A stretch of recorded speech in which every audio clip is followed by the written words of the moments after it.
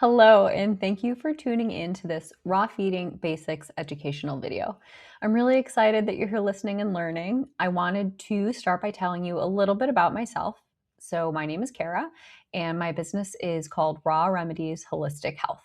I'm a functional medicine nurse practitioner for people, as well as a canine nutritionist and a holistic health practitioner for pets.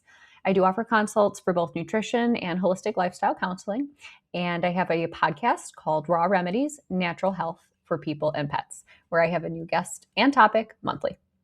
My ultimate goal at the end of the day is to educate and empower everyone and anyone that I can, be it about human or pet health and nutrition. And with that, I think we are ready to get started. So, of course, I'm going to start with a list of what I'm going to cover today, and you can read through that list yourself. But essentially, the goal is to get you feeling confident and ready to toss some fresh food into a dish and start feeding your dogs this evening. And I think this about covers everything you need to know to at least get started. So, we're going to start with some myth busting, and this one drives me absolutely crazy. So, I figured we'd start big right off the bat. Myth: raw feeding causes bacterial infections. This is often a twofold argument. So, vets and non raw feeders will say that the dog gets bacteria from the raw food, and they'll say that people in the house get sick from it. All the while, they never consider that kibble is more frequently recalled from bacterial growth and causes illness in people and pets alike. The truth is anything but this. We're going to go over canine anatomy, why dogs are not susceptible to bacteria from that standpoint. But in addition to that, a lower carb species appropriate diet decreases the risk of overall infections because of lower blood sugar, better metabolic health, and a stronger immune system. And then for people, we'll discuss more in the meal prep section, but as long as you handle the raw food and eating area the same way you would handle your own meal prep area when you're preparing food for yourself and your family, you'll be fine. Okay, next. Raw feeding leads to nutritional deficiencies because it's not complete and balanced to AAFCO standards. It is very common to get pushback from vets about feeding fresh food. And about 99% of the time, it's not because of the money they make from selling Purina in their office. It truly is because they do not know any better. They're not taught a true species-appropriate nutrition course in school, because their nutrition curriculum is taught by kibble companies. And most vets have had a bad experience, unfortunately, of a pet parent who brings in their dog and says that, for example, all they feed is ground beef, rice, and peas, right? That is not the right way to feed fresh food. And that will become a problem for that dog in the future. But then they think that every pet parent needs to, feed kibble because their fear is that they're feeding that way, that very limited way.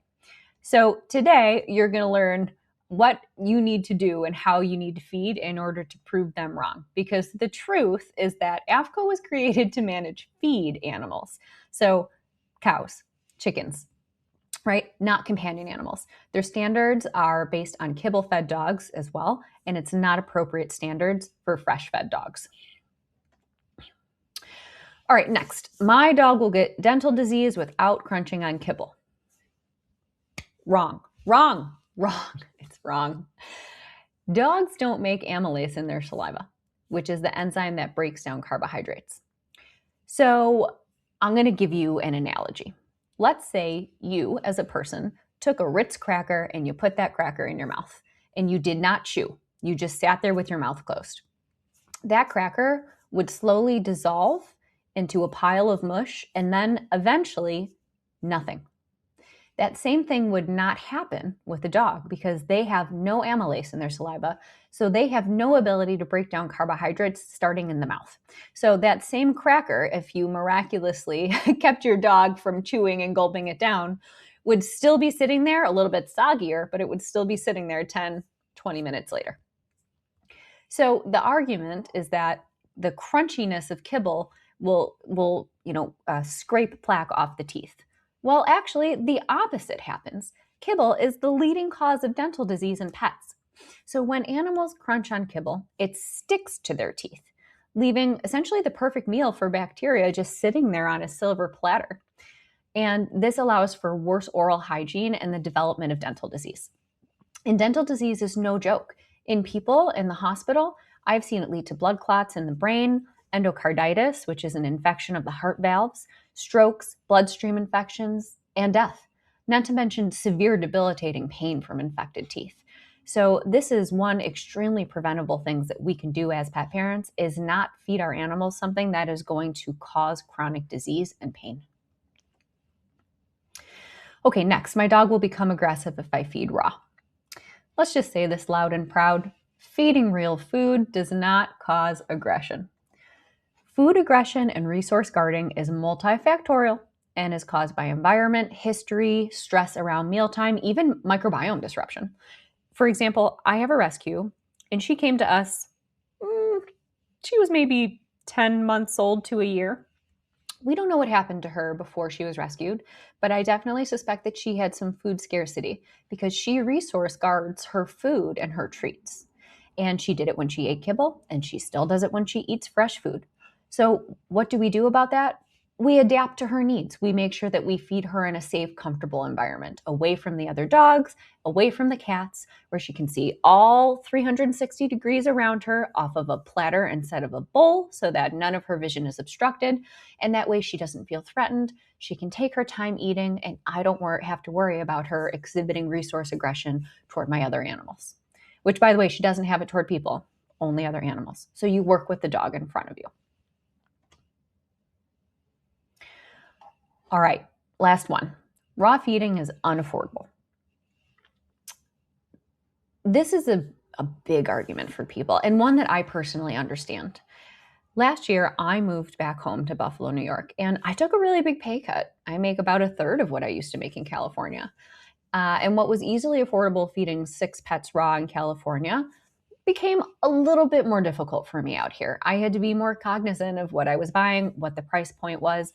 At the end of the day, it all comes down to resources. But something that you need to remember is that while the cost of food may be higher up front, the overall cost against a dog's entire lifetime of vet bills and illness drastically decreases. So I have a dog, another rescue, different than the one I just talked about. And when he was younger, he developed pancreatitis. He had recurrent acute pancreatitis flares, and that led to chronic pancreatitis. And this was unfortunately from the high carbohydrate kibble that I fed him. I incurred frequent, very expensive vet bills over the 5 years that he ate kibble, got flares, and had to go to the vet. And each time the bill was a good $400 or $500. By the end of the year, I had paid thousands of dollars in acute vet bills. And instead, now that I feed him fresh food and he no longer has pancreatitis, those vet bills are no more. Instead, I put a little bit of money every month, a little bit more than it would cost to feed kibble, toward his fresh food, and that's preventing acute and chronic illness for him. So at the end of the day, it tends to even out or is less, because the cost of chronic disease for animals can be astronomical. Okay, so let's get into the meat and potatoes, so to speak.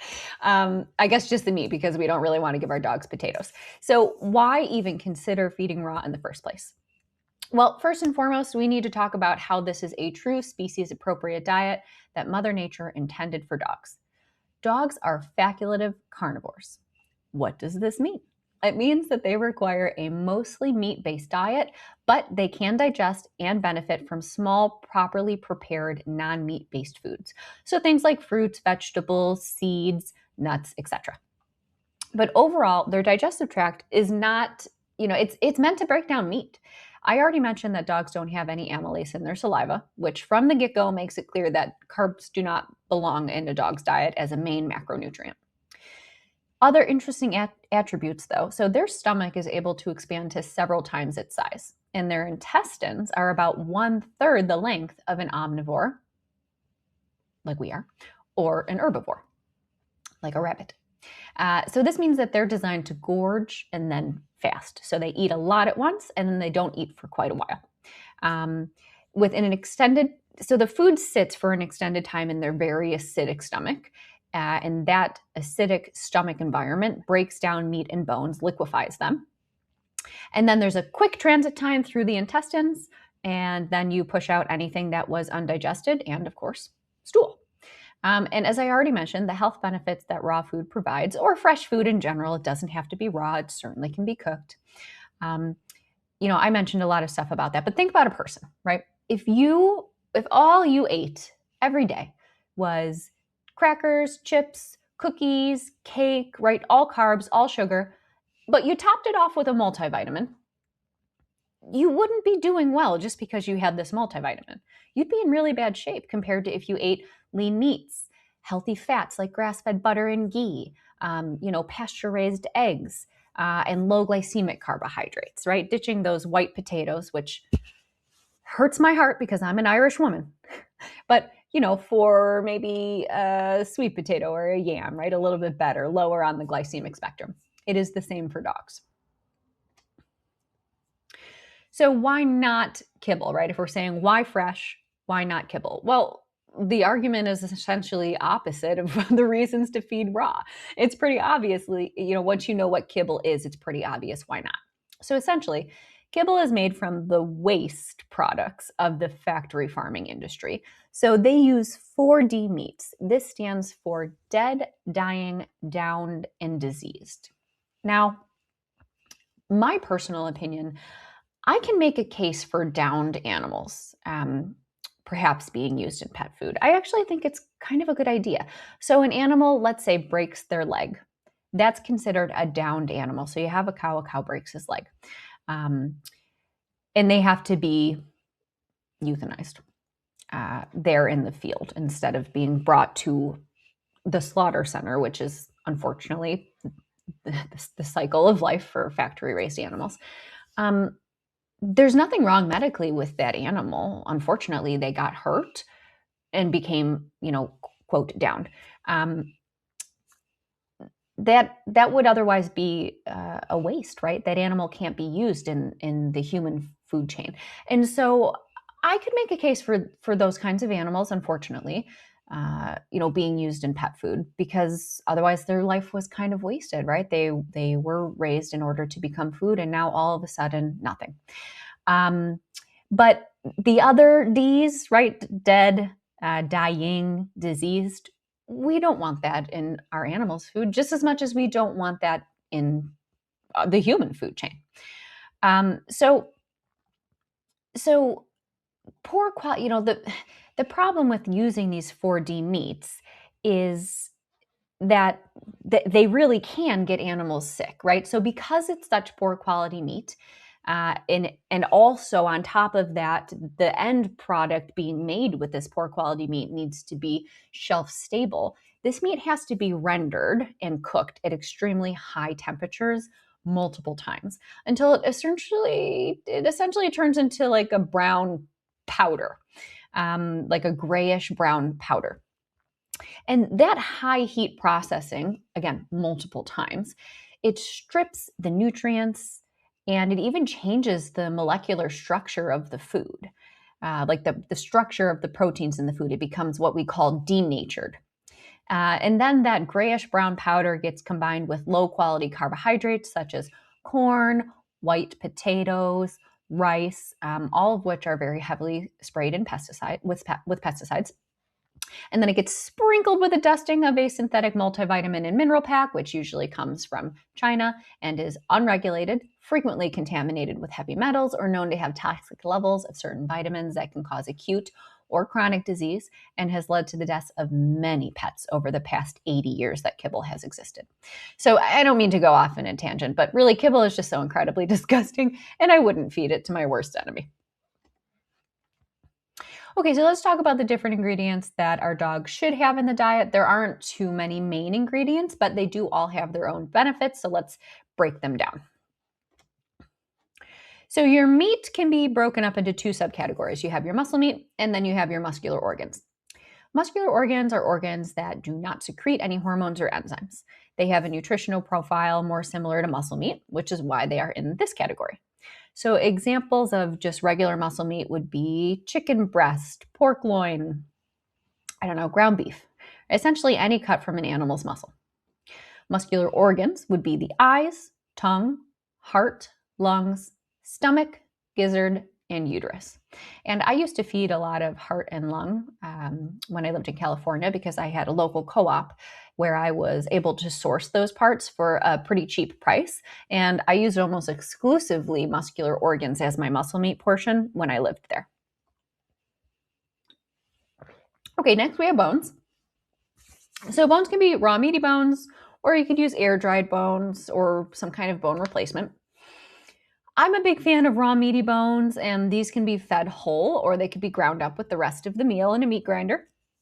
I like to feed them whole when possible because you get a lot of dental benefits from chewing on these bones, unlike with kibble. And they also get enrichment, and it's good for their muscles to work out their jaw muscles. I'm a big fan of like duck feet, duck necks, duck heads, duck frames. I like ducks. And they make good treats, but they also are excellent as just a part of the main meal. And then you have your air dried or freeze dried, and then dehydrated as well, which I get a little bit more nervous about dehydrated because I worry that they are going to become a tad more brittle. Air dried, though, is slow and low. And I used to feed a lot of air dried bones from the feed reel, and they Real Dog Box, excuse me, which is their partner companies, but Real Dog Box, and that's a really great company. So you can get your air dried bones from them. They have a subscription service. They have a secret shop, which has some really cool extra stuff in it that doesn't always make its way into the regular box. So big fan of those, and they tend to last a longer time. Freeze dried is more like the method of drying it makes it really easy to like break up. You can almost like crush it into a powder. So no concerns there in terms of brittleness.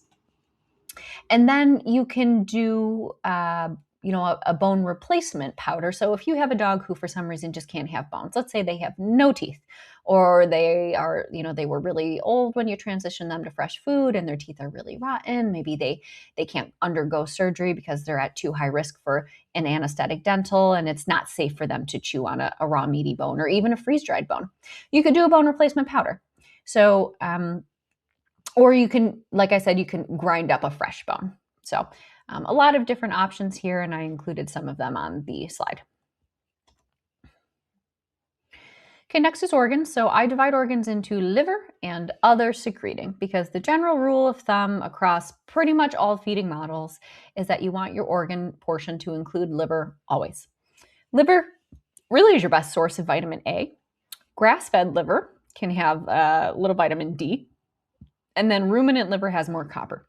On the other hand, poultry liver can be high and even higher in vitamin A, but a bit lower in copper. And then pork liver actually has no bioavailable copper. So we're going to talk a little bit about balancing over time, but that's a good example of why different animals' organs provides different nutrients.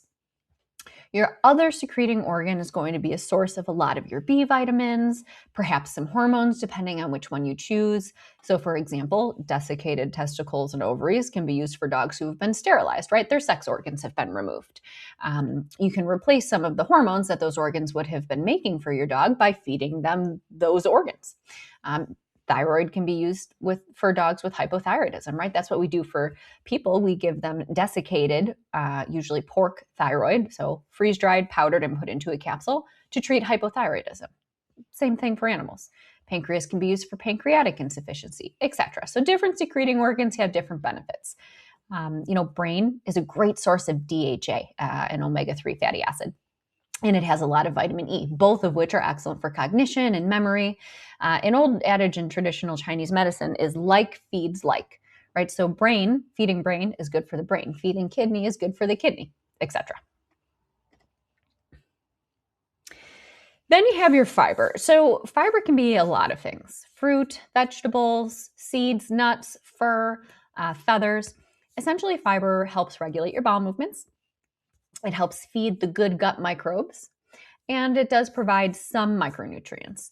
For example, fur has some manganese in it, which can be hard to find in other ingredients, and then Brazil nuts, for example, are your most concentrated source of selenium anywhere. However, you have to prepare fiber properly for absorption for our animals because they don't have the necessary enzymes to thoroughly break them down like we do as people. So fur is just fed as is, but fruits and vegetables need to either be frozen, cooked, pureed, or a combination of these in order to break down those plant cell walls so that our dogs can properly digest and absorb those nutrients. Otherwise, if you just fed your dog a whole blueberry, it's going to come out the same way it went in. It's going to be whole. So my preference is I freeze and then I puree them. So throughout the month, all of my veggie scraps go into bags that I put in the freezer. Carrot peels and tops, beet tops, the bottom, the butt of the lettuce, the stalks of the broccoli, which actually are the most nutrient dense parts of the broccoli, but it just doesn't taste as good as the florets. All of those things all throughout the month, I cut it, I put it in a bag, I put it in the freezer, and then when it comes time to do my meal prep, I thaw everything and I toss it in the blender, I puree it all up, and that's my dog's fiber portion for the month. Okay, the last thing I want to touch on is fermented foods. So most fresh feeding models don't include fermented foods specifically as one of their ingredients, but for me, I actually think it's really important because over time we've been seeing a trend that our animals just do not have optimal gut health. So fermented foods are really helpful because they're a great source of both pre and probiotics, and it's just naturally occurring from food. And what's nice about them is that the beneficial organisms in those foods eat the natural sugars that were there, so that by the time you consume them, there's really not much or even any sugar left. Therefore, it's very appropriate for those who have issues with yeast overgrowth or diabetes because you're not introducing extra sugar. Starting small and slowly building up tolerance until you have a healthy amount of fermented foods is a great choice for people and for pets. So you can see on the top left there is some kefir or kefir, however you say it. Bottom left is some sauerkraut. I love sauerkraut. I have a serving at least once a day. On the bottom there, I have a couple of ingredients from Green Juju. They make some really great fermented stuff. I love their wild fermented mushroom probiotic. They have Bam's Beets, Lewis Golden Paste. And then on the top right there, there's some kefir from Bones & Co., another really great company. And there's a ton out there. You have many to choose from, but I really think that fermented foods should be incorporated just in a small amount, sprinkled right over the top. And it really kind of rounds out the meal. So let's talk about feeding models. So, we know why we should be feeding fresh food. And now we know what the main ingredients are. So let's talk about how to break those ingredients down or how to combine them, so that you know how much of each to include. So the three most well-known that I want to discuss are ancestral, barf, and PMR. And then I include commercial raw in there or commercial cooked because it is still, it's essentially thaw and serve. And there are a lot of companies that do that. So I'm giving it an honorable mention, but I'm not going to go into it in detail because you don't really need to be taught how to make it because it's already prepared for you. So the ancestral diet was initially introduced by the Feed Real Institute, and that's where I did my professional canine nutrition certification years ago. And I really like this model a lot. It's my favorite of the most well-known models. So in this model, they don't promote a ton of vegetables. It's about 5%. And instead of saying like vegetables, fruits and vegetables, that category is actually called fiber. So the name of the category is fur and fiber. So I like that fur has an honorable mention here because it can be really good for regulating bowel movements. And it, like I said before, can be a good source of manganese. They also include fish as its own category, which is a particular reason why I really like this model. Because, fish, although not a common category of ingredients for, wolves years ago, I think that, and they did consume some, but it wasn't a huge, portion. Including this helps bridge the gap that we see due to mineral depletion from the soil. So there's a lot of really great nutrients in fish that you can't get from other ingredients. Like zinc is hard to get other than oysters and beef, and manganese is really hard to get other than blue mussels and fur. And your omega-3s in particular are very heavily concentrated in fish. And these things are hard to get from other ingredients now, like animal products and plant products, because we have so much soil runoff and pesticide spraying and monocropping and factory farming, and all of these things are decreasing the nutrients in our food. And, we are what we eat, but we are also what we're eating ate. So you are, you're getting nutrients from the cow that you're eating, but you're also getting, that cow got its nutrients from the grass that it was eating and the other things that it was eating. And unfortunately, what they're eating is not very nutrient dense. And therefore, what we're eating is no longer as nutrient dense. So this one gets first place, like I said. So this model consists of about 65% muscle meat, about 10% bone, 10% fish, and then 5% each of liver, other secreting organ, and your fur/fiber category. Like I said, I feel like fish really kind of fill that nutrient gap in those nutrients that are most commonly deficient in homemade diets, like vitamin D, omega-3s, zinc, and manganese. Vitamin D I didn't mention, but really concentrated in sardines, mackerel, salmon, herring. There's a little bit in trout as well. Okay, now we have BARF, the greatest mnemonic known to the fresh feeding world. It stands for bones and raw food, or biologically appropriate raw food. Dr. Ian Billinghurst released his book, Give Your Dog a Bone, in 1991. You can get this book on Amazon, and it's a pretty good, although a little bit dated read, but very informative. And the unique quality in this model is that it has a higher percentage of vegetables, and that category also includes fruit and some seeds. So the general breakdown here is about 60% muscle meat, approximately 10% bone, roughly 20% fruit, veg, seed, and then again 5% each of liver and another secreting organ. So one thing that stands out here, right, is that 20% kind of vegetable/fiber section. So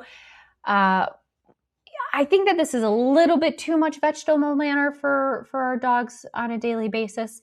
That being said, I really like the inclusion of seeds. So I'm a big fan of sprinkling some seeds over the tops of my dog's dishes. So hemp hearts, for example, are one of my favorites. They're really high in ALA, which is an omega-3 fatty acid.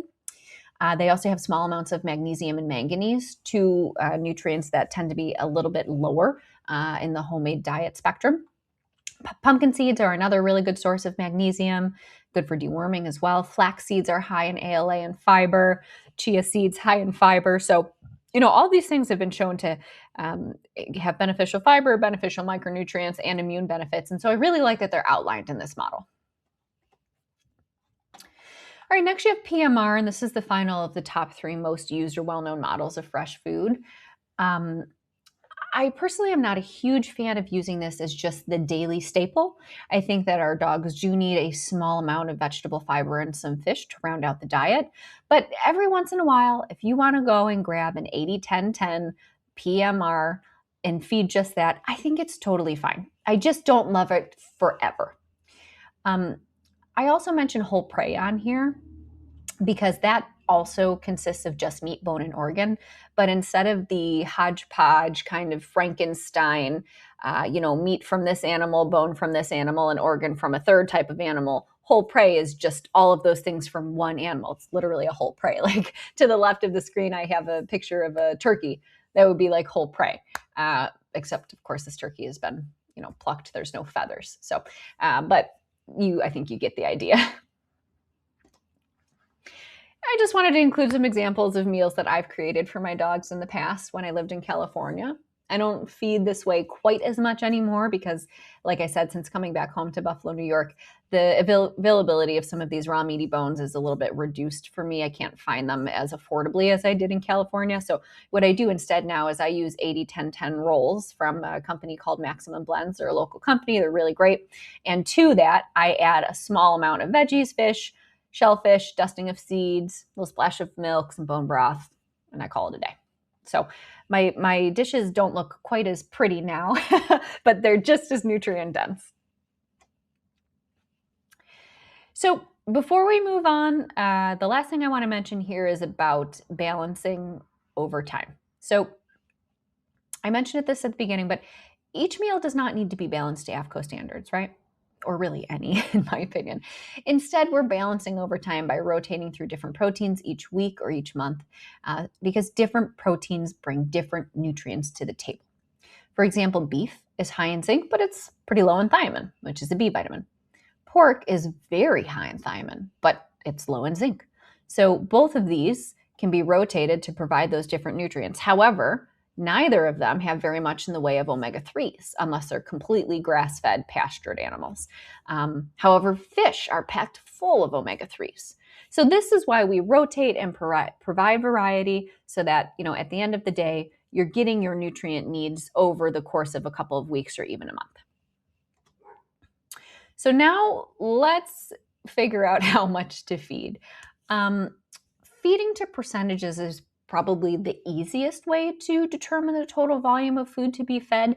And there are other ways to do it, and those other ways are beyond the scope of this because we're doing basics here today. But you can figure out your dog's factor for energy expenditure, and then you multiply it by like the power of 75, and it comes up with the amount of calories per day that you want to feed. Then you need to figure out how much calorie is in each food that you're giving, and it can be really complicated.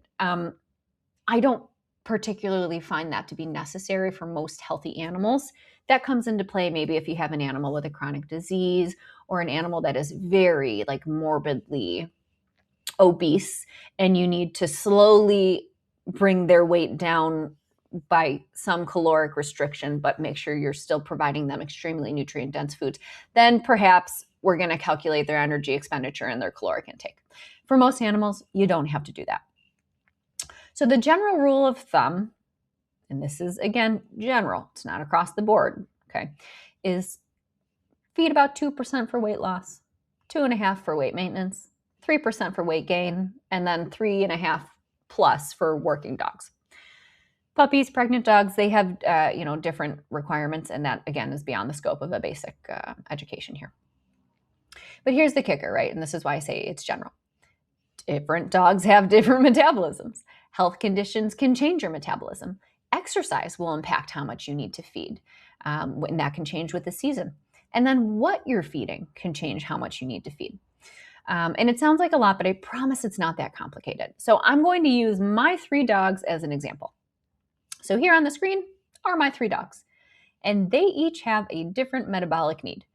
Bear, all the way on the left, is my golden retriever. He weighs 65 pounds, but he only needs 2% of his weight to maintain his weight. Copper, in the middle, he also weighs 65 pounds, but he needs about 2.5% food to maintain his weight. And it's not energy because, interestingly, Copper has a little bit more energy than Bear, less energy than Bear. He's a bum. He loves to just lounge on the couch and snuggle in the bed. So he's kind of lazy, but from a metabolic standpoint, this is just what his body needs. Piper, on the other hand, she's all the way on the right of the screen. She only weighs 35 pounds, but she needs 3% to keep her weight on. She has a fast metabolism.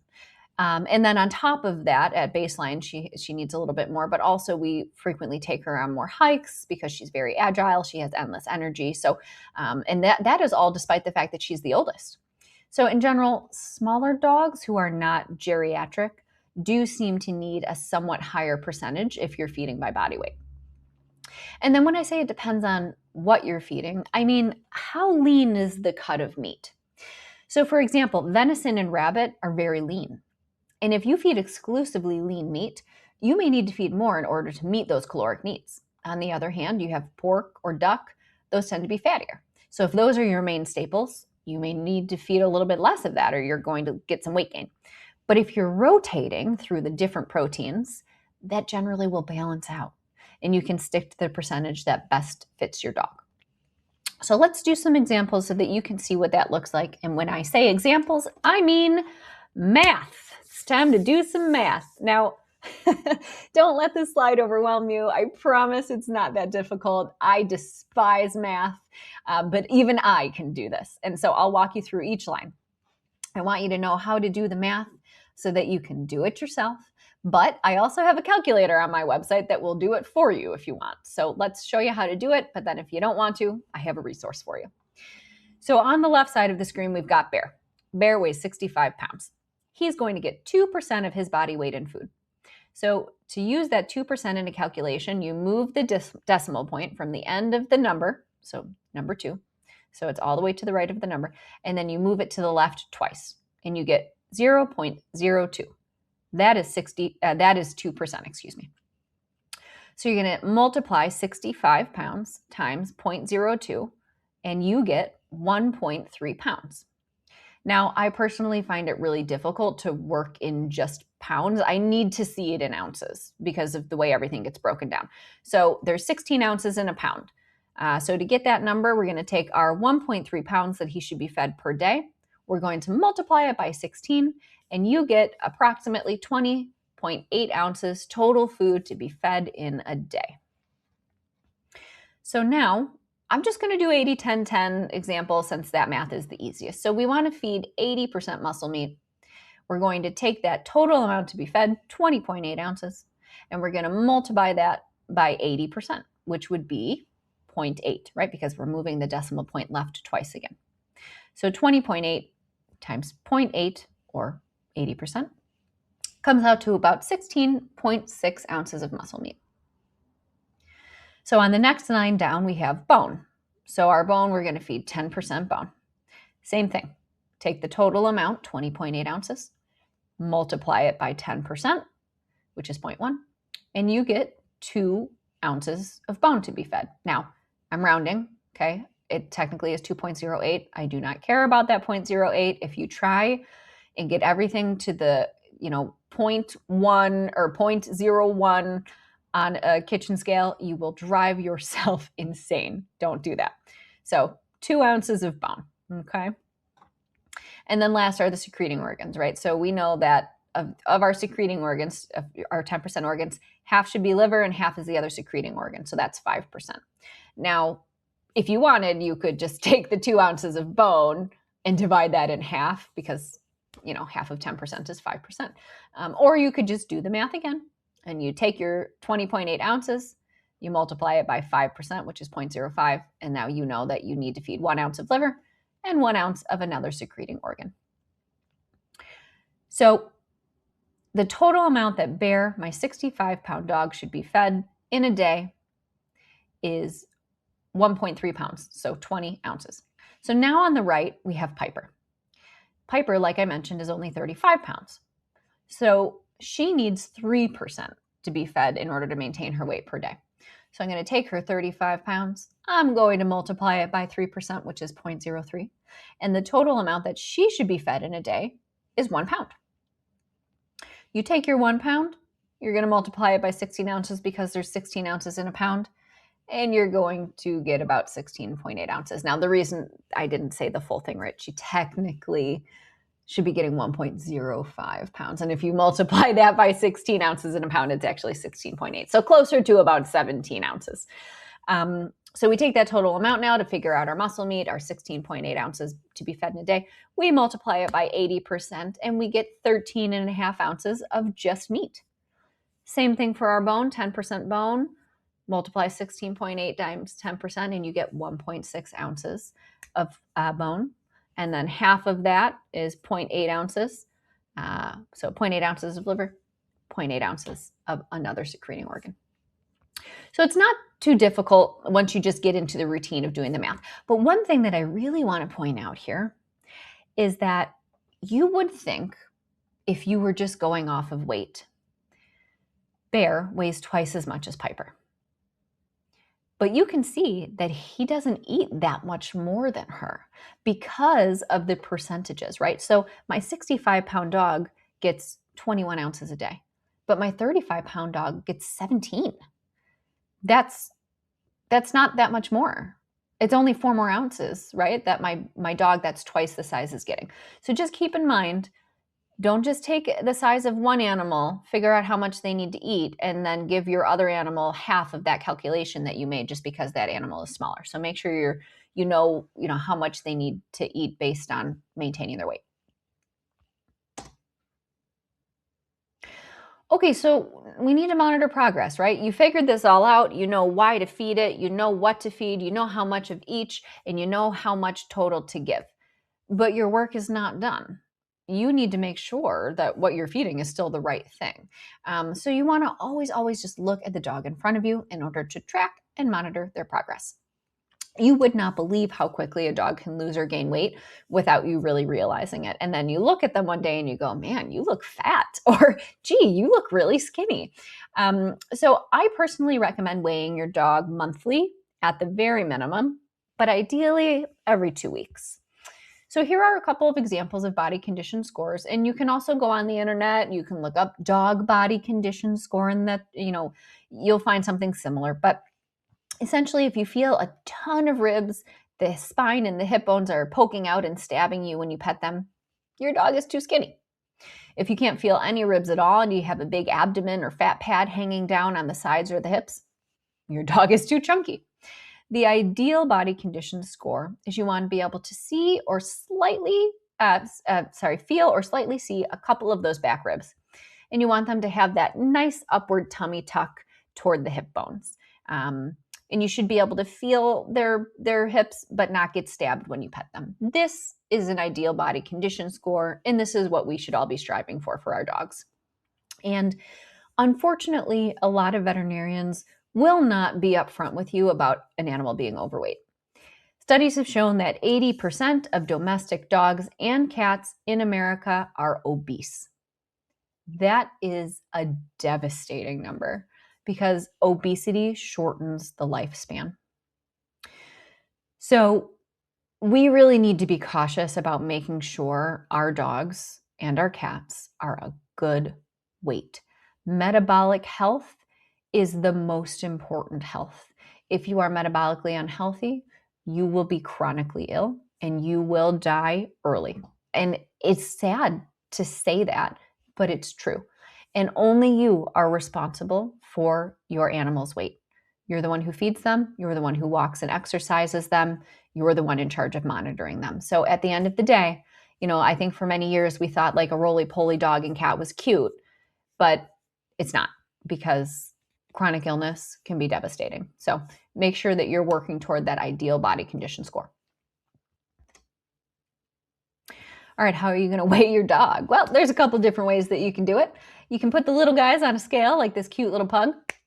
You can take the bigger dogs to a pet store if you need to, where they usually have those big standing scales, like Petco has them, or even your vet's office. If they usually have a scale in the waiting room, you can say, hey, can I swing in and weigh my dogs on your scale? There should be no reason why not.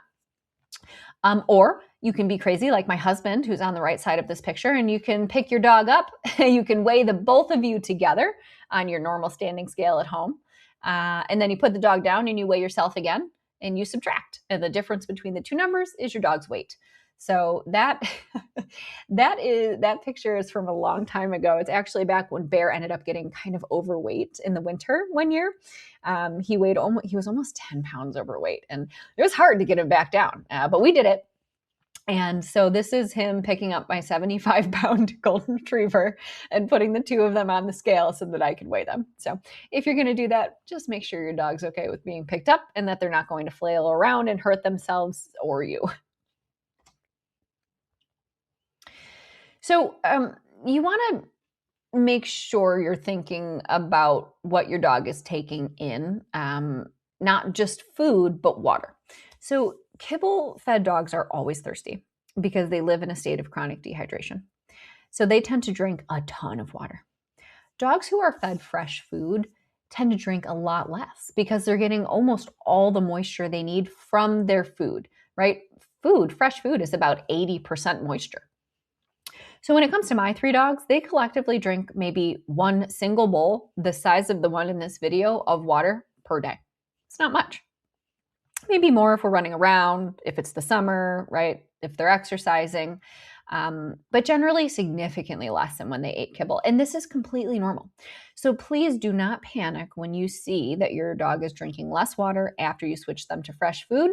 Have it available, make sure that it's clean, fresh water, switch it out, wash the bowl and put fresh water in there a few times a day so that it's available and they can have it if they want it. But at the end of the day, you're probably going to find more water left over in the bowl than you used to. Now, this, of course, changes if your pet is ill, if they're vomiting, if they're refusing to eat. I'm talking about a healthy animal here. So just keep in mind, healthy dog eating moist food and not wanting to drink a gallon of water a day, totally normal. But what goes in also needs to come out, right? So we need to monitor what's coming out of them. So dogs who eat real fresh food tend to absorb and use almost everything they consume because it is natural and it's bioavailable. So that means that they excrete less because they're using more. So less excretion means less of a mess for you to clean up. A lot of people actually have no idea what a normal dog stool should look like. And I was one of them. Before I switched to feeding raw food, I thought that it was normal for my dog to drop a giant pile of manure for me to pick up that left streaks on the grass. And I had times where I had to actually hose it down because it was so loose.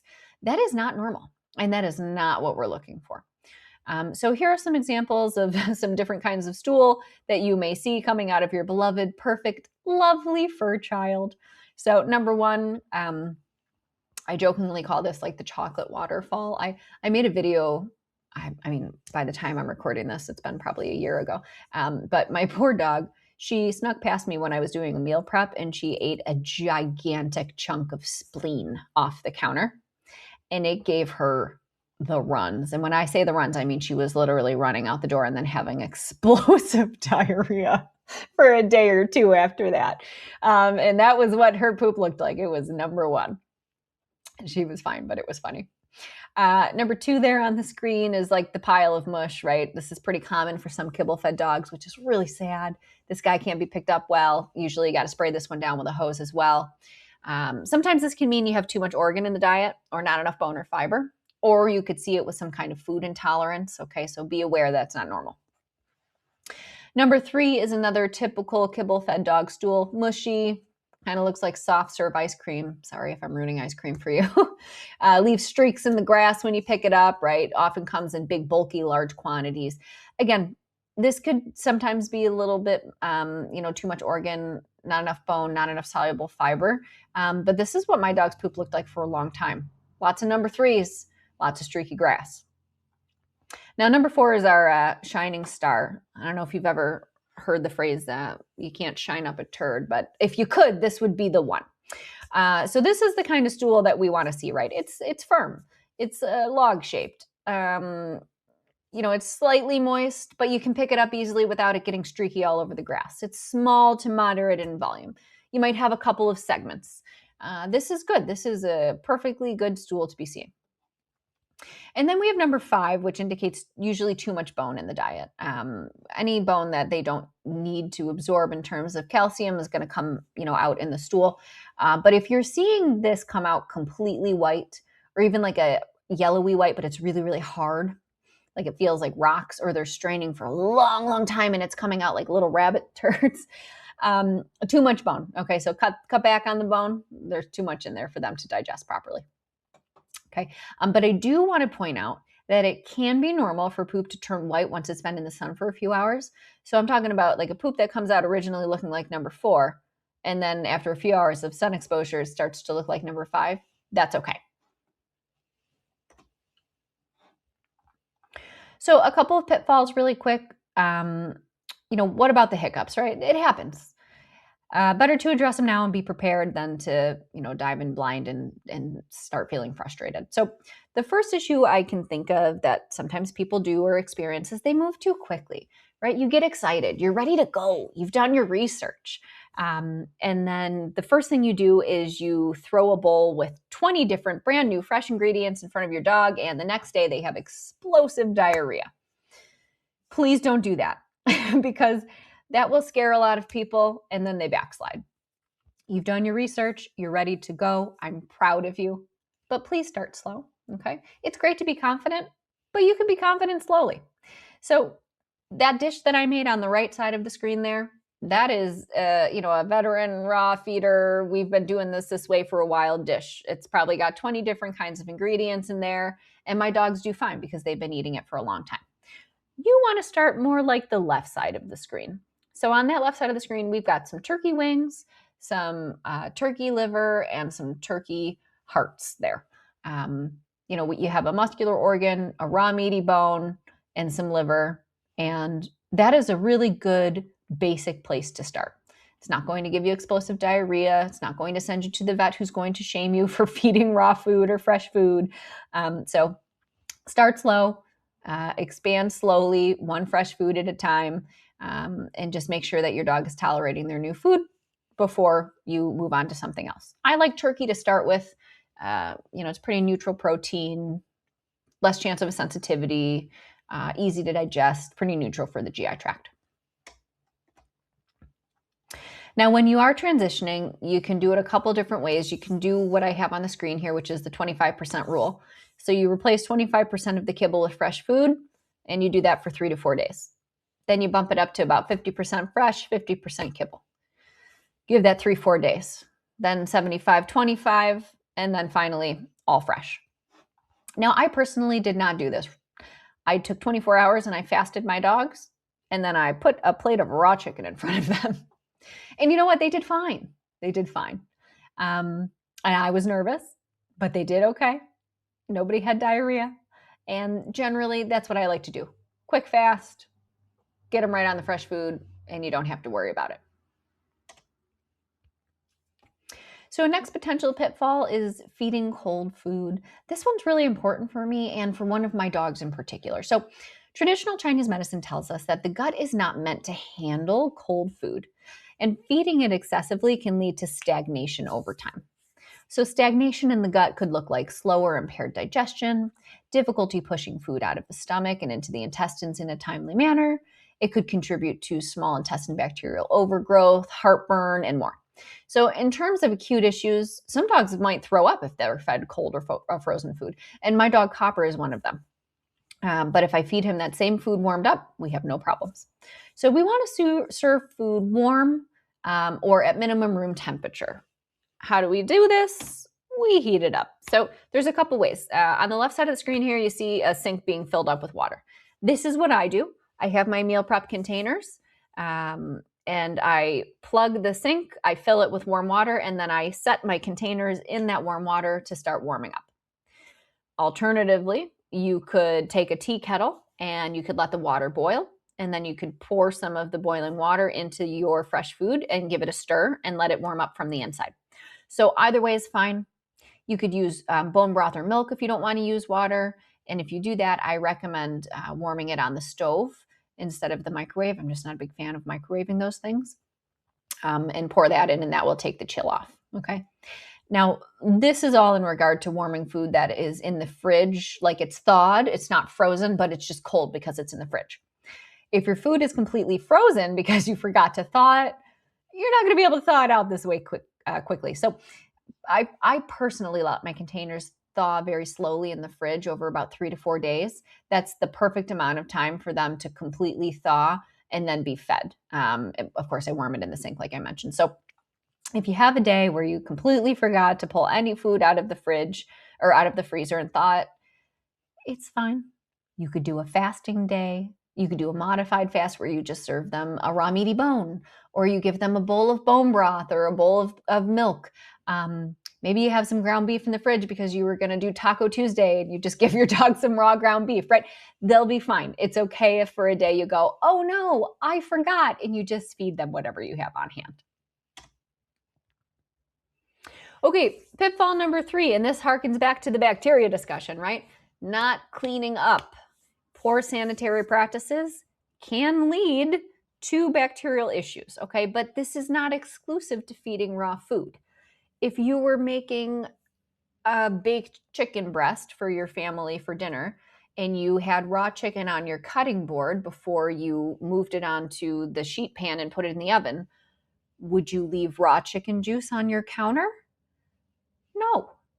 And you wouldn't do that with your dog's food either, right? So clean up the prep area, and please clean their dish after they eat out of it, okay? So I don't care if they eat out of a bowl, out of a platter, if you're feeding them on a Mind Pet platter, which is how I like to feed my dog. Shout out to Mind Pet Platter. I think they're amazing. Wash it right after you feed off of it, okay? Now, if you have a dog who's a messy eater, you might need to just be cognizant of where you're going to feed them, right? So if you have a dog that picks food up and then drops it, or they pick food up and then they shake it and juices splatter all around, well, feeding them in the living room on the carpet is probably not the right choice. Maybe they need to eat in their crate. Maybe they need to eat in a mudroom or the kitchen floor, which is tile. Or you could do what I do, which I feed my dogs outside in the summertime because sunshine is a great natural disinfectant. I put their food on the concrete patio or in the grass. I let them eat it right there. I love feeding them in the grass because they'll usually lay down and chew on their bones. They get dirt all over them. It's really great for giving them a nice, robust microbiome. And then the last pitfall here is more about you, and that is feeling like you have to be perfect. The internet is a wide, wonderful place, and you can learn and you can grow and you can connect with others. But unfortunately, it also has some dark corners, and people are not always nice. It can be really easy for someone who doesn't know you to judge you and judge what you're doing without really thinking about it. And even worse than that, in my opinion, is that connection that brings us together also allows misinformation to circulate and grow. Like the constant perpetuation that garlic is toxic to dogs. That was debunked a decade ago, but people still lose their minds if you tell them that you feed your dog garlic. And if you Google, is garlic toxic for dogs? It's going to say yes, and that's wrong. So the best way to avoid this is to not overthink it, not let what others say or think bother you, and just don't get in your own head about it. All right, be proud of what you're doing, research, trust, but verify. And at the end of the day, do your best. Okay, a couple common issues that you might experience, right? So we talked about pitfalls, which are a little bit more about you, but here's some problems that maybe could happen with your dogs. And this can happen no matter what you're feeding, and that is diarrhea. GI upset is a natural part of life. Sometimes food just does not agree with us. Now, diarrhea can be from introduction of a new food, and the body just needs to get used to it. Maybe it's from a lack of fiber. If you don't have enough fiber in the diet, you can have softer stools. Sometimes it can be from a food sensitivity. And if you find that anytime you feed this one particular food, your dog gets diarrhea, you might have a sensitivity and you want to avoid that food and work on underlying gut health. So some ways to approach this: add more fiber, add more bone. You can use natural remedies like slippery elm bark, marshmallow root. You can get these on Amazon. Gastro Elm is a nice preparation. Dr. Judy Morgan sells that on her online shop. So a lot of different natural things that you can do for diarrhea. Please, please, please, please do not run to the vet if your dog gets diarrhea. Conventional veterinarians, unfortunately, will often reach for metronidazole, which is a broad spectrum antibiotic, when animals have diarrhea, and that is not the appropriate thing to do. This will damage their gut microbiome and can actually cause overgrowth of kind of pathogenic or opportunistic bacterial species. And in the long run, it is going to cause more harm than good. So you really do not want to be giving antimicrobials for diarrhea. Diarrhea is almost never infectious. So if you have some self-limiting couple days of diarrhea, pull back on what you're eating, give them a bland diet like some gently cooked turkey with some canned pureed pumpkin, and maybe reach for some natural things like slippery elm or marshmallow root or some gastro elm. Let them settle down and then reintroduce food slowly. Now, this is not the case if you're seeing something like bloody diarrhea, severe vomiting, they can't keep food down. Any animal, no matter what they're being fed, those are things that you may need to see the vet for because dehydration can be dangerous. But as long as your dog is drinking, acting happy, playing, a little bit of diarrhea can be managed at home. Okay, pickiness. Sometimes dogs don't recognize food as food. When they've been eating kibble their entire lives, it can be disconcerting to put a plate of fresh food in front of them. So this can make people exasperated very quickly, and I completely understand why. No one wants to waste their time and their money on fresh food and making it and then have a hungry dog at the end. So the best way to introduce a new food that your dog just maybe isn't thrilled about is to put just the tiniest little sliver in there and maybe even try to hide it inside something else or blend it really, really well so that the taste and texture is diluted. So for example, my dog Piper, she refused to eat organs for the first few weeks of feeding them fresh food. She hated liver and kidneys. She would spit them out or she would eat around it and leave it on the plate. It was so frustrating. So finally what I did is I stopped putting the full amount of organ on the plate and I started cutting just the tiny sliver of liver. And what I would do is I would cut a slit inside of the chicken breast that I was feeding, because I started with chicken. And I would stuff the liver inside that chicken breast. And she didn't know it was there, and she ate it. After a few days of doing that, I increased the amount so that she was still getting the taste in there, but diluted. Then finally, I started adding it on the plate, but not in the chicken, and she ate it. And then I slowly increased the amount until finally, after a few weeks, she was eating no problem. Now I can feed her a chunk of liver from the counter while I'm prepping food, and she gobbles it down like a piranha. So they just need to get used to the texture and the smell, and sometimes that means baby steps. All right, so just be patient. Don't give up. All right, meal prep preparedness. So now you know what to feed, you know how much, you know why, but you need to know how to do it. And if you're not going to feed a commercial raw or commercial cooked, which is just thaw and serve, you need to figure out how to put it all together. So here's a list of items that I think at the bare minimum you need to meal prep effectively. I have a separate cutting board for my meal prep. It's plastic. I don't like to use wood because over time wood will soak up the juices. And obviously I'm working with a lot of raw meat. So I use plastic because it's easier to clean. And I feel that there isn't, anything that's going to soak in there. And then I just replace that plastic cutting board frequently because, you don't want to be cutting off microplastics and putting slivers of that in their food. I think we all know, like an old plastic cutting board, the surface gets all rough and choppy from all of the knife cuts.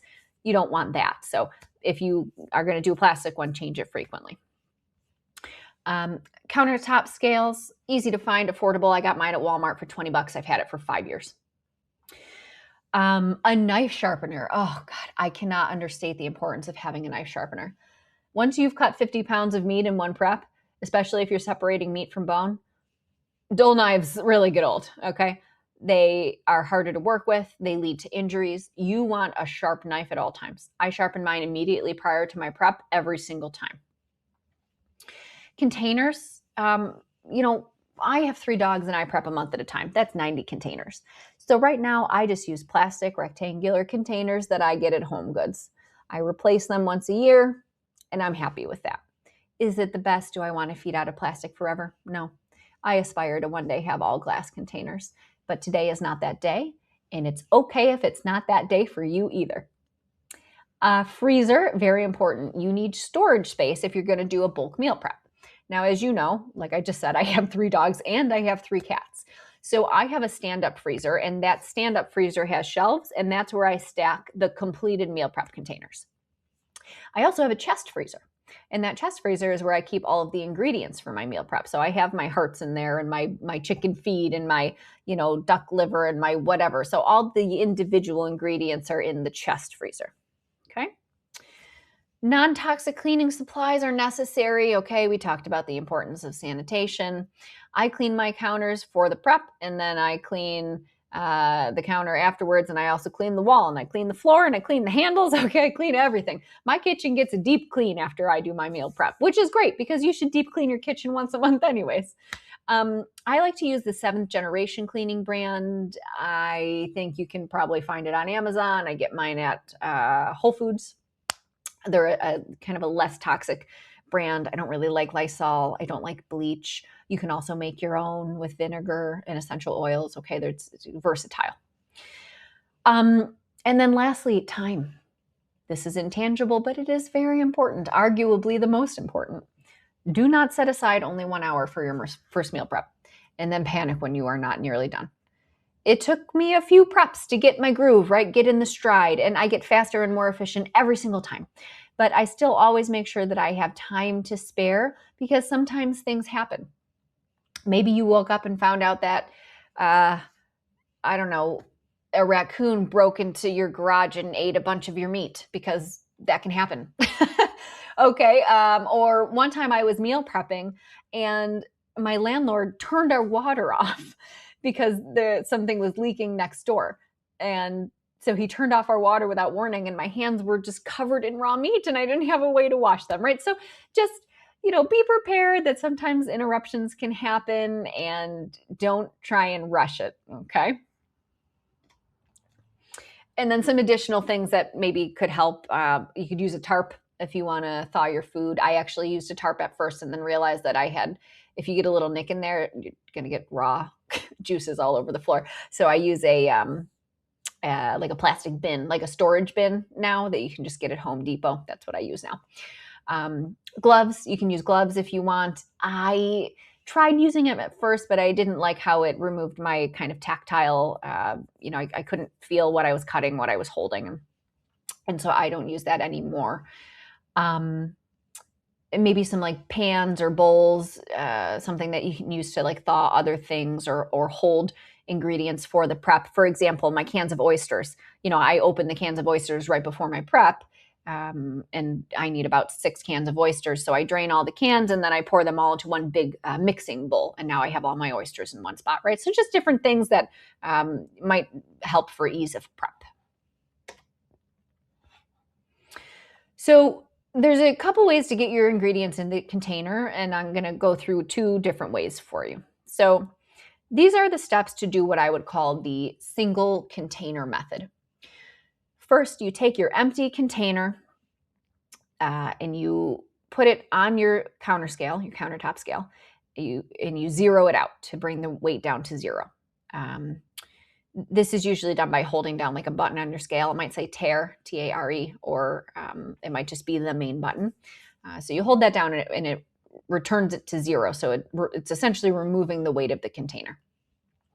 Then you choose your first ingredient that's going into that container. Let's say you need 1 ounce of beef liver. You would cut a chunk of liver, you would put it in the container, and you would see what it weighs.